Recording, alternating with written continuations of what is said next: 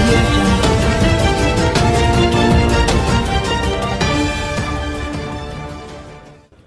1952లో ఈ ప్రాజెక్ట్ అప్పటికే రిపేర్ రావడం ఇంకా ఇది కొలాప్స్ అయ్యే పరిస్థితికి వచ్చింది.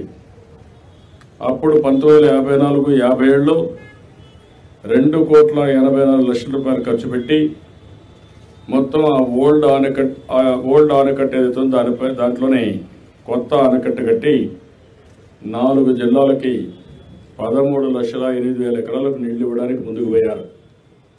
అంటే కృష్ణా డెల్టా 6,78,531 ఎకరాలు, వెస్టర్న్ గోదావరి డెల్టా 58,000 ఎకరాలు, గుంటూరు డిస్ట్రిక్ట్కి 4,99,230 ఎకరాలు, ప్రకాశం జిల్లా 72,120 ఎకరాలు.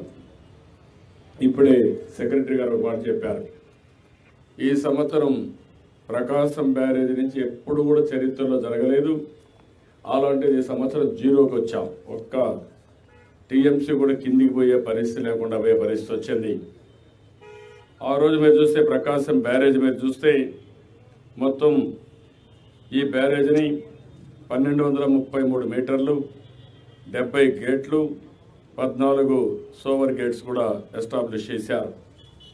మొత్తం నీటి నిల్వ చూస్తే 3,071 అంటే 3.07 టీఎంసీ నీళ్లు పెట్టుకోవడానికి 11,90,000 క్యూసెక్స్ డిశ్చార్జ్ 11,90,000 క్యూసెక్స్ డిశ్చార్జ్ అని కట్టారు. అప్పట్లో ఈ ప్రాజెక్ట్ చూస్తే చాలా తక్కువ డబ్బులతో కట్టారు. అంటే 2,77,00,000తో ప్రకాశం బ్యారేజ్ ఆ రోజు కట్టడం జరిగింది. అలాంటిది ఈరోజు ఒక బ్రిడ్జ్ కట్టాలంటే, ఒక బ్యారేజ్ కట్టాలంటే 1,400 కోట్లు అయిపోతా ఉంది. ఇప్పుడే వైకుంఠపురం ప్లాన్ చేస్తే వర్క్స్ మాత్రం 1,400 కోట్లు అయ్యే పరిస్థితికి వచ్చింది. ఇవన్నీ కూడా ఒకసారి మనం చూసినప్పుడు ఈరోజు ఇంకొక పక్కన ఈ ప్రాజెక్టులన్నింటిలోకి నీళ్లు వచ్చే పరిస్థితి లేకుండా పోయింది. కృష్ణా నది పైనంతా కూడా ఎక్కడికక్కడ ఆల్మట్టి కానీ, నారాయణపూర్ కానీ, జూరాల కానీ, దానిపైన మహారాష్ట్రలో కానీ అనేక ప్రాజెక్టులు వచ్చేసాయి. గడచిన 20-30 సంవత్సరాలుగా, దగ్గర 15-20 సంవత్సరాలుగా ఇక్కడ సీజనే తప్పిపోయింది. సీజన్ తప్పిపోయి ఎప్పుడో వస్తే వర్షం వస్తే ఒకసారి నీళ్లు కూడా వెళ్ళిన పరిస్థితి వచ్చింది.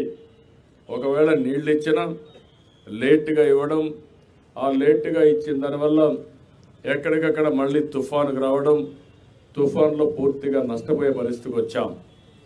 ఇంకొక పక్క సముద్రపు నీళ్లు ఎదురైతే వచ్చాయి.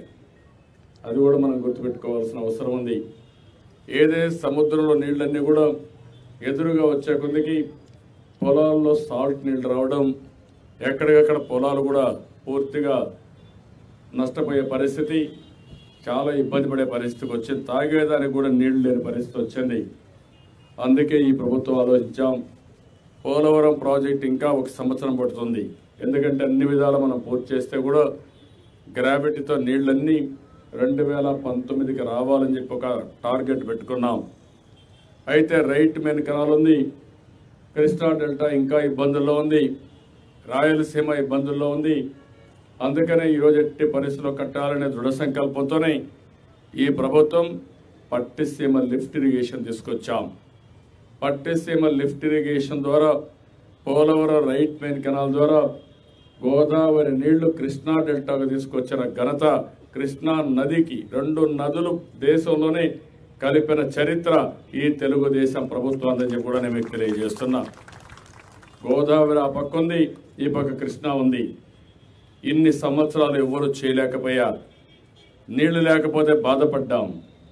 కానీ ఈ ప్రయత్నం చేయలేకపోతే కాదు, ఇది చేయాలి, ఇది జరగాలి, నదుల అనుసంధానమే ఏకైక మార్గం అనే ఉద్దేశంతో మనం నదుల అనుసంధానం చేశాం. 15-16లో మీరు చూస్తే 8.79 టీఎంసీ నీళ్లు తీసుకొచ్చాం. అది కూడా లాస్ట్లో ఏంటండి వీడియో నచ్చిందా? అయితే ఓ లైక్ వేసుకోండి, లేదంటే ఓ కామెంట్ చేయండి. ఎప్పటికప్పుడు మా వీడియోస్ చూడాలంటే సబ్స్క్రైబ్ చేసుకోండి.